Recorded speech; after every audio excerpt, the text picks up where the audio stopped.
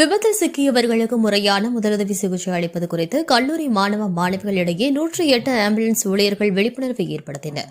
108 ambulance சேவை குறித்து பொதுமக்கள் மற்றும் கல்லூரி மாணவ மாணவிகள் இடையே விழிப்புணர்வை ஏற்படுத்தும் விதமாக பொள்ளாச்சி பாலக்காடு சாலையில் உள்ள தனியார் கல்லூரியில் 108 ஆம்புலன்ஸ் மருத்துவ உதவியாளர் சரவணன் மற்றும் தன்னார்வலர்கள் சார்பில் விழிப்புணர்வு நிகழ்ச்சி நடைபெற்றது.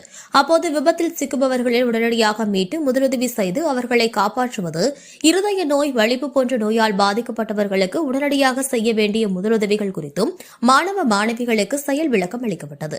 பொதுமக்கள் இந்த வழிமுறைகளை பின்பற்றி உயிரிழப்புகளை தடுக்க முன்வர வேண்டும் என்றும், இதய நோய் ஏற்பட்டால் நடக்க வைத்து அழைத்து வருவது, ஆட்டோ கார்களில் அழைத்து வருவதால் உயிரிழப்பு ஏற்படுகிறது மற்றும் வலிப்பு ஏற்பட்டால் இரும்பு போன்ற பொருட்களை கையில் கொடுக்கக்கூடாது, மயக்கமடையும் நபர்களுக்கு தண்ணீர் வழங்கினால் நுரையீரல் பாதிப்பு ஏற்படும் எனவும், சினிமா படங்களை பார்த்து முதலுதவிகளை தவறான முறையில் செய்வதால் பல உயிரிழப்பு ஏற்படுகிறது.